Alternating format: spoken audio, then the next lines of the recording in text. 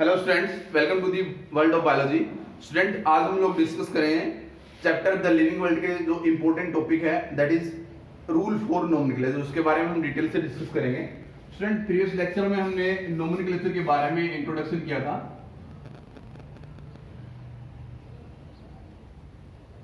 हमने पता कर लिया था कि स्टूडेंट जो नोमेनक्लेचर होते हैं बायोलॉजी के अंदर, जो नामांकन होते हैं, 3 प्रकार के होते हैं।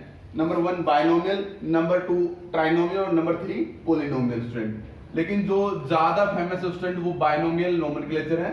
और बाइनोमियल नोमेनक्लेचर जिसके फाउंडर कार्लस लिनियस साहब थे। उसके बाद देखिए स्टूडेंट, हम बात करते हैं रूल फॉर नोमेनक्लेचर।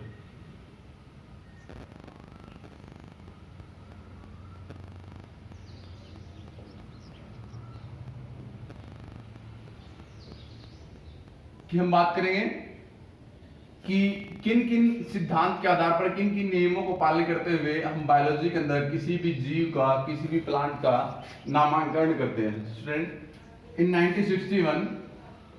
1961 में पहली बार आईसीबीएन की फॉर्मेशन हुआ। आईसीबीएन का फुल फॉर्म होता है international code for botanical nomenclature. मतलब कि प्लांट के अंदर देखिए 2 बोर्ड बनाए गए थे। मैंने आपको प्रीवियस लेक्चर में बताया गया, ICBN international code for botanical nomenclature for plant और ICZN for international code for zoological nomenclature for animal.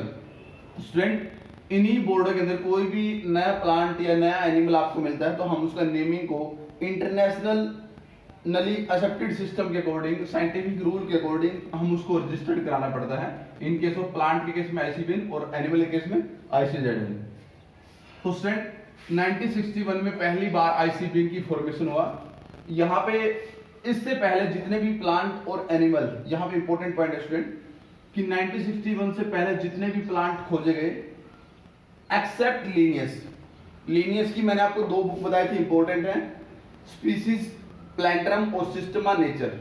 Student, उन बुक को छोड़ के, उनके अंदर जो डाटा दिया गया था उसको छोड़ के बाकी जिसने भी नाम दिए हैं 1961 से पहले, जिसने भी जिस प्लांट का, जिस एनिमल का कोई भी नाम दिया है उसको एक्सेप्टेड नहीं माना गया 1961 से पहले।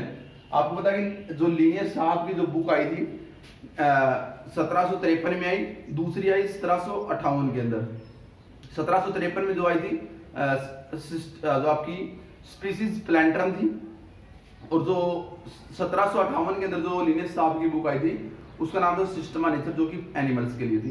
तो दोनों बुक का डाटा, सिस्टमा नेचर और स्पीसीज प्लैंटरम, दोनों का डाटा आईसीबीएन ने कॉपी किया है और उसको 1961 के अंदर रिकॉर्ड के रूप में लिया गया। Clear student? उसके बाद देखिए, जब हम बात करते हैं रूल फॉर आईसीबीएन की, international code for botanical nomenclature के रूल की बात करते हैं स्टूडेंट, तो हम यहाँ पे फर्स्ट रूल से स्टार्ट करते हैं। रूल नंबर फर्स्ट कि पहला नियम कौन सा है। अब यहाँ देखिए स्टूडेंट, जब भी हम नेमिंग करते हैं किसी भी प्लांट और एनिमल की, according to scientific naming of an organism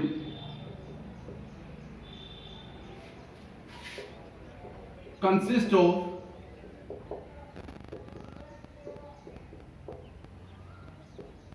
two components of words। कि जब भी हम किसी भी ऑर्गेनिज्म की साइंटिफिक नेमिंग करते हैं according to biological nomenclature ICBN, binomial nomenclature के अकॉर्डिंग हम किसी भी जीव की नोमेनक्लेचर करते हैं, नामांकन करते हैं, तो उसके अंदर 2 कंपोनेंट होते हैं वर्ड्स के। तो स्टूडेंट, फर्स्ट कंपोनेंट जो हमारे पास जेनरिक नेम और सेकंड कंपोनेंट हमारे पास स्पेसिफिक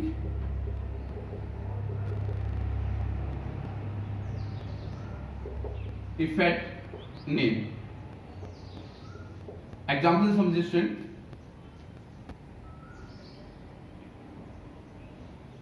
कि जब भी हम किसी भी लिविंग की, प्लांट की, एनिमल की बाइनोमियल नोमेनक्लेचर सिस्टम के अकॉर्डिंग नामांकन करते हैं, नेमिंग करते हैं, तो स्टूडेंट वहां पे 2 वर्ड होते हैं, 2 कंपोनेंट ऑफ वर्ड होते हैं उसके नाम में।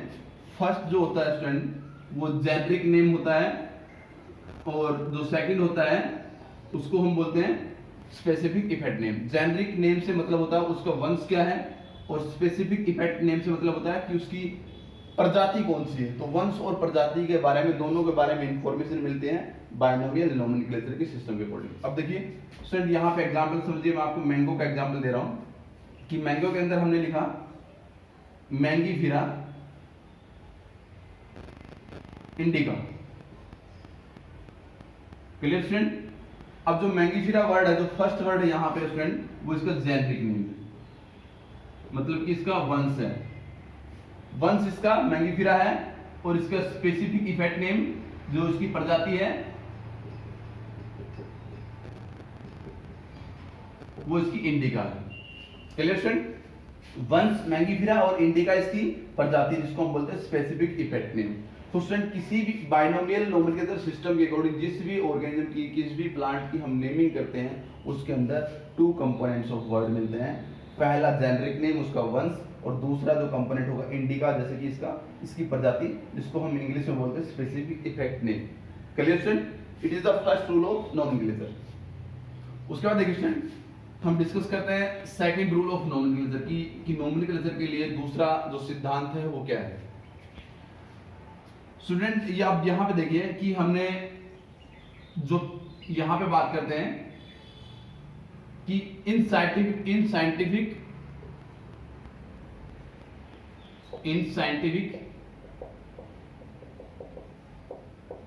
नेमिंग ऑफ ऑर्गेनिज्म, कि जब भी किसी ऑर्गेनिज्म की हम साइंटिफिक नेमिंग करते हैं स्टूडेंट, तो वहां पे the first letter of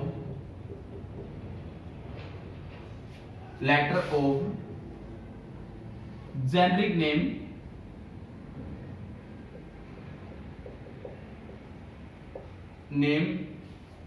is capital, and the first letter of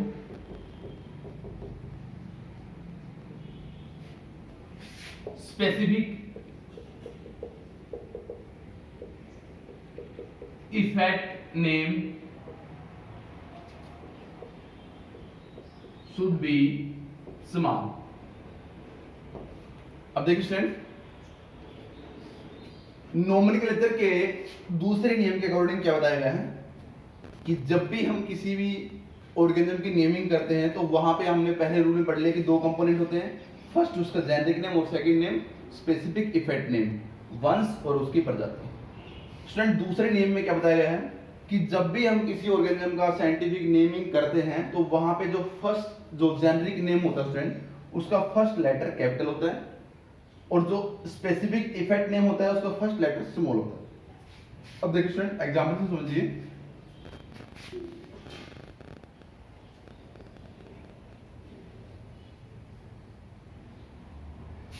हम लेते हैं यहां पे पोटैटो का एग्जांपल।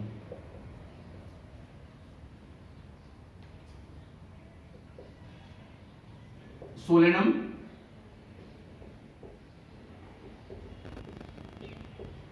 ट्यूबरोसम। अब देखिए स्टूडेंट, हमने यहां पे लिखा सोलेनम। सोलेनम जो है इसका जीनस है, और जीनस का आप देखते होंगे फर्स्ट लेटर कैपिटल है। उसके बाद मैंने यहां पे इसका स्पेसिफिक इफेक्ट नेम लिखा,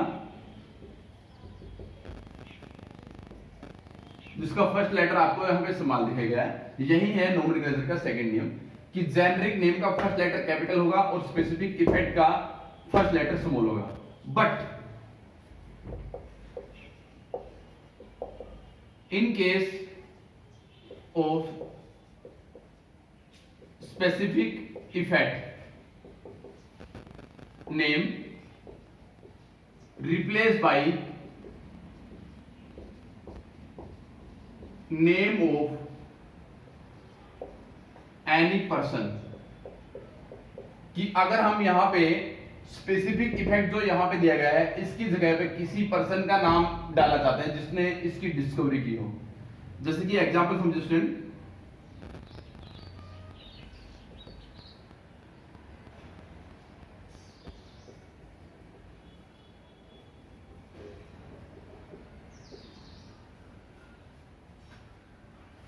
अगर स्टूडेंट हम स्पेसिफिक इफेक्ट की जगह पे, उसकी प्रजाति के नाम की जगह पे उस व्यक्ति का नाम डालना चाहते हैं जिसने उस ऑर्गेनिज्म की डिस्कवरी की है, तो स्टूडेंट वहां पे क्या होगा कि जो फर्स्ट लेटर था जो स्पेसिफिक इफेक्ट का, हमने यहाँ पे स्मॉल लेटर में लिखा था, लेकिन अगर किसी का नेम होता है, किसी भी इंडिविजुअल का नेम अगर हम स्पेसिफिक इफेक्ट में डाल देते, जैसे कि आइसोइड पेंटी की डिस्कवरी जो की थी वो पंत ने की थी, तो हमने उसका नाम डालना है पंत। तो यहाँ पे हमने जो फर्स्ट लेटर यूज किया स्टूडेंट, तो कैपिटल आएगा। मतलब कि in case of specific effect name replace by name of any person, so the first letter of the name is capital। Clear student?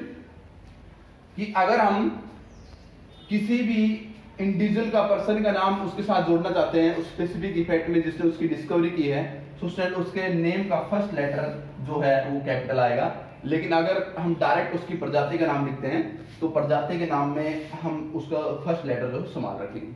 It is the second rule of nomenclature. Clear student? अब उसके बाद आइए student third rule. Student जब हम nomenclature के third rule के बारे में बात करते हैं तो यहां पे क्या बताया गया है कि जितने भी बायोलॉजिकल नेमिंग जो होती है, in case of biological naming according to scientific rule, so student if the name are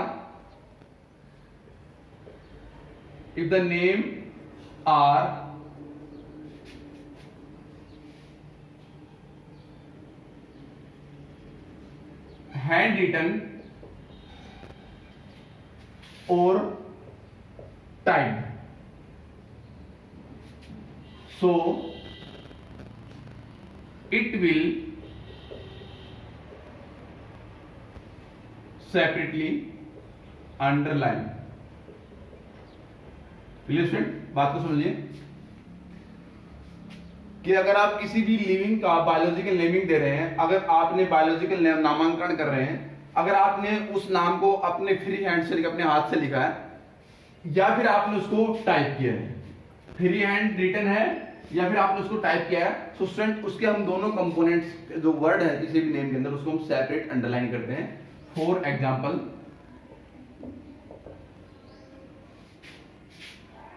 यहां पे हम लेते हैं टोमेटो का एग्जाम्पल। यहां पे मैंने लिखा सोलेनम लाइको पेप्सिकम। सुन देखिए, अब हमने जो टोमेटो का जो एग्जांपल लिया है, मैंने इसको फ्री हैंड से लिखा, अपने हाथ से लिखा है। तो स्टूडेंट मैंने यहाँ पे फर्स्ट नेम इसका जीनस नेम था, जेनरिक नेम था जिसका वंश था, और सेकंड नेम था जो लाइकोपेप्सिकम इसकी प्रजाति थी। तो स्टूडेंट दोनों को मैंने लिखा, जेनरिक नेम और स्पेसिफिक इफेक्ट नेम को मैंने अपने हाथ से फ्री हैंड से लिखा, और अगर मैं इसको टाइप करता हूं तो भी हम इसको दोनों को सेपरेट अंडरलाइन करेंगे। It is the third rule of nomenclature. Clear student? If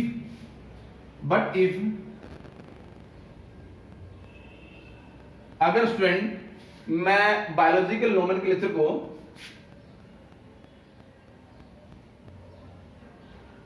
name is typed, name is printed, sorry, अगर आपको जो बायोलॉजिकल नेम दिया गया स्टूडेंट वो आपकी बुक के अंदर प्रिंट है, मतलब कि छपा हुआ प्रिंटेड है, so student it will be in italics to indicate their Latin origin। Student यहां पे बात को समझिए क्या बताया गया है। अगर हाथ से लिखते हैं और टाइप करते हैं तो स्टूडेंट जो बॉटनिकल या बायोलॉजिकल नोमेनक्लेचर है उसको हम सेपरेट अंडरलाइन कर देंगे। अगर आपकी बुक में कहीं पे वो प्रिंटेड है तो स्टूडेंट वो आपको इटैलिक में मिलेगा, और इटैलिक में जो वर्ड होते हैं कैसे होते हैं, थोड़े क्रेसिव होते हैं। जैसे हम यहाँ पे एग्जांपल लेते हैं मैंगीफीरा, इंडिका का मैंगो का एग्जांपल लेते हैं, तो यहाँ पे देखिए स्टूडेंट जो मैंगीफीरा है उसको थोड़ा आपकी बुक के अंदर थोड़ा वर्ड को टेढ़ा कर दिया जाता, मतलब कि शो किया जाता कि ये जो वर्ड है इटैलिक लैंग्वेज के हैं कि उनका ओरिजिन दिखाना होता कि ये लैटिन ओरिजिन से जो है ये वर्ड लिए गए हैं, इसलिए जो प्रिंटेड वर्ड होते हैं उनको थोड़ा इटैलिक लैंग्वेज के अकॉर्डिंग लिखा जाता है। Clear student? It is the third rule of nomenclature. Student जब हम फोर्थ रूल ऑफ नोमेनक्लेचर की बात करते हैं कि फोर्थ रूल जो है वेरी वेरी इंपॉर्टेंट। स्टूडेंट यहां पे क्या होता है कि हम बात करते हैं if the in the scientific naming the name of scientist who proposed classification is written after the name of specific effect name. In short and its first letter is capital and it is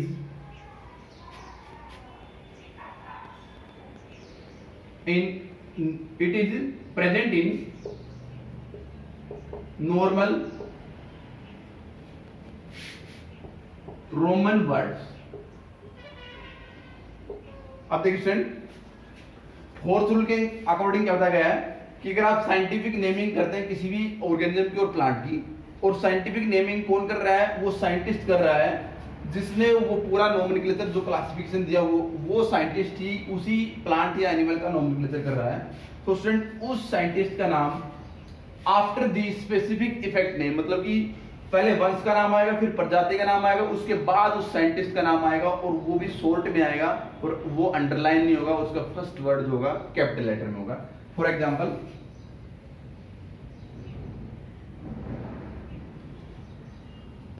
देखिए student, Mangifera indica लिन। अब देखिए student, Mangifera जो था इसका genus है, indica इसकी species है, प्रजाति है, और उसके बाद लीनियस ने इसका पूरा क्लासिफिकेशन सिस्टम दिया था स्टूडेंट। सो हमने लास्ट में क्या लिखा स्टूडेंट? Linnaeus, LINN। तो स्टूडेंट आप देखते हैं कि जो मैंगीफेरा और इंडिका उसको मैंने सेपरेट अंडरलाइन किया है, लेकिन जो लीनियस का जो नाम है इसका फर्स्ट लेटर मैंने कैपिटल रखा, लेकिन इसको अंडरलाइन नहीं किया। स्टूडेंट ये नॉर्मल रोमन वर्ड से अकॉर्डिंग जो साइंटिस्ट का नाम हम यहाँ पे रखते हैं। Clear student? So it is the fourth rule of nomenclature. Student जब हम नोमेनक्लेचर के फिफ्थ रूल के बारे में बात करते हैं तो यहाँ पे it is also very very important कि जो टॉटोनिम्स जो होते हैं student in scientific naming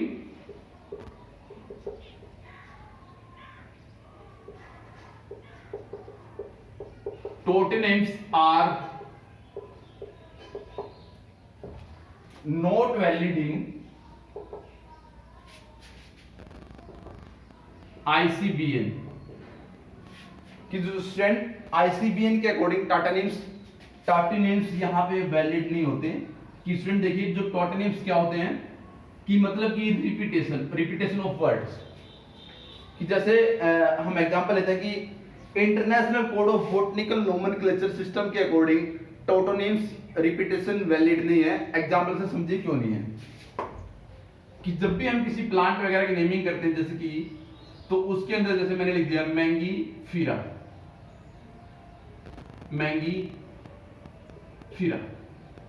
student it is not valid. अगर हम किसी भी प्लांट का नेमिंग करते हैं किसी भी प्लांट का, तो हम वहां पे रिपीटेशन कर देते हैं, जैसे कि मैंगीफेरा मैंने 2 बार रिपीट कर दिया यहाँ पे। So student, it is not valid according to ICBN. Botanical nomenclature system के अकॉर्डिंग ये वैलिड नहीं होगा। रिपीटेशन यहाँ पे टॉटनिम्स जो होते हैं वैलिड नहीं होते, बट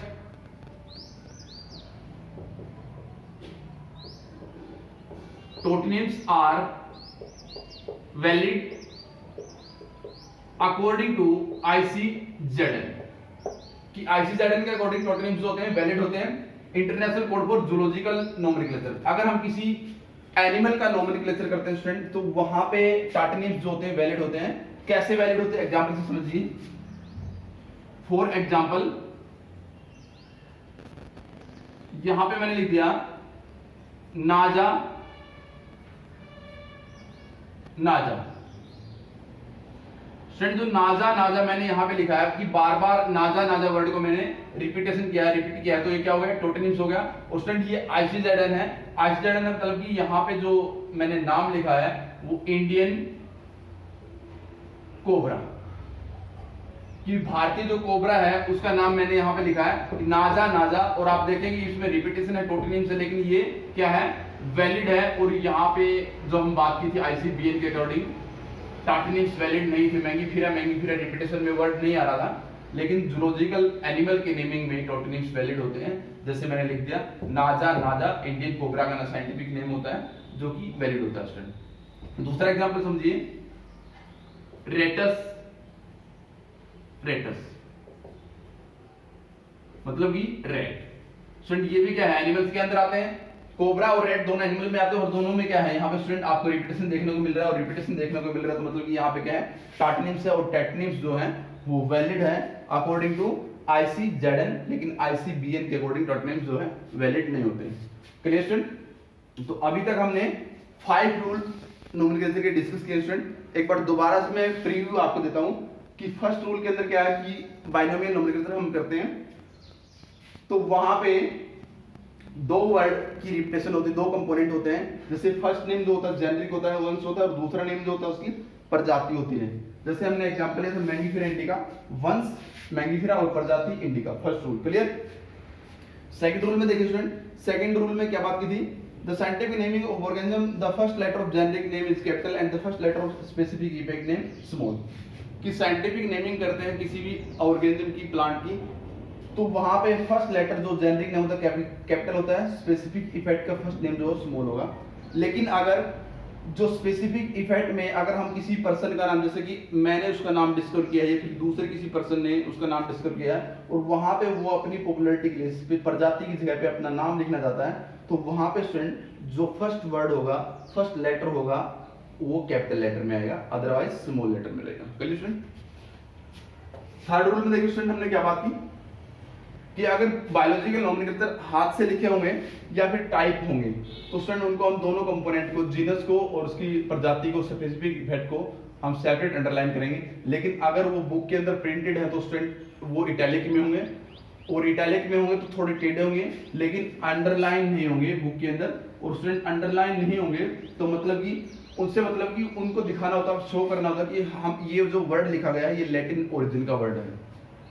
उसके बाद स्टूडेंट फोर्थ रूल में आपने क्या पढ़ा कि फोर्थ रूल में यहाँ पे बताया गया है the name of scientist who propose classification, कि जिस भी साइंटिस्ट ने किसी क्लासिफिकेशन को प्रपोज कर रहा है, कि वो प्रपोज किया है, और उसके बाद ही हम उसका नेमिंग, वो ही साइंटिस्ट उस प्लांट या उस एनिमल का नामांकन कर रहा है और अपना नाम को उसके साथ ऐड करना चाह रहा है, तो स्टूडेंट उसका नाम जो है फर्स्ट नेम आएगा जीनस, उसके बाद स्पेसिफिक इफेक्ट नेम, और उसके बाद लास्ट में आएगा स्टूडेंट उस साइंटिस्ट का नाम, जो कि बिल्कुल शॉर्ट में होगा, ना तो इटैलिक में होगा ना लैटिन में होगा, नॉर्मल रोमन लैंग्वेज में होगा। और स्टूडेंट इसमें फर्स्ट लेटर जो होगा कैपिटल होगा। अकॉर्डिंग टू फिफ्थ रूल, पांचवें रूल के अकॉर्डिंग क्या बताया गया है यहाँ पे, फिफ्थ रूल में बताया गया कि स्टूडेंट टोटनिम्स जो होते हैं, रिपीटेशन जो होते हैं, ICBN के अंदर वैलिड नहीं होते हैं, जो कि ICZN के अंदर वैलिड होते हैं। ICBN मतलब कि प्लांट का जो नेम है, बोटनिकल नोमेनक्लेचर है ICBN, उसके अंदर रिपीटेशन वैलिड नहीं होंगे। जैसे मैंगीफेरा मैंने लिख दिया तो वो गलत बात है, उसको वैलिड नहीं मानेगा ICBN, प्लांट के केस में वैलिड नहीं होगा। लेकिन टोटनिम्स जो होते हैं ICZN के अंदर वैलिड होते हैं। कि अगर मैं बात करता हूँ international code for zoological nomenclature की, तो वहां पे रिपीटेशन वैलिड होंगे। जैसे मैंने लिखा नाजा नाजा, इंडियन जो कोबरा होता है, और रेटस रेटस जो रेट होते हैं, चूहे होते हैं, तो स्टूडेंट दोनों क्या है, एनिमल है और एनिमल है, तो रिपीटेशन यहाँ पे वैलिड है। यहाँ तक स्टूडेंट हमने कवर कर लिए हैं 5 रूल ऑफ नोमेनक्लेचर। स्टूडेंट अब हम आगे डिस्कस करते हैं नोमेनक्लेचर के छठे रूल के बारे में।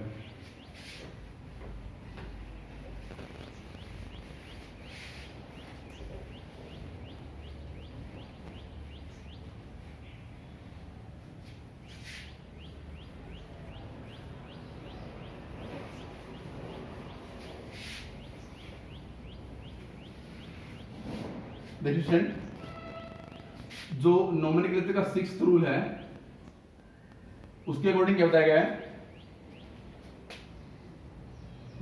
in the scientific naming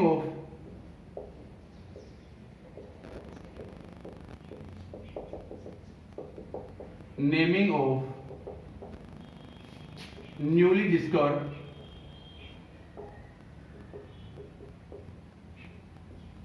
plant,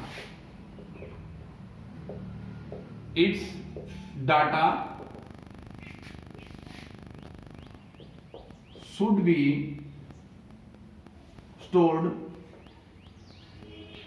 in dry herbarium file।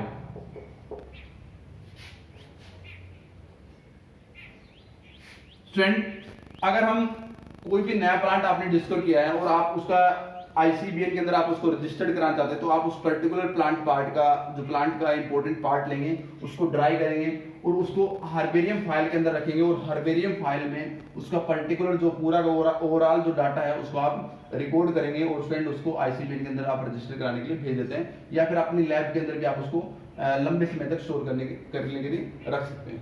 Clear student? तो यहां तक हमने डिस्कवर किया था कि कौन कौन से किन किन नोमेनक्लेचर सिस्टम के अकॉर्डिंग हम बायोलॉजी के अंदर नामांकन करते हैं स्टूडेंट। अब हम नेक्स्ट लेक्चर के अंदर हम हमारे नेक्स्ट टॉपिक के बारे में डिस्कस करेंगे, दैट इज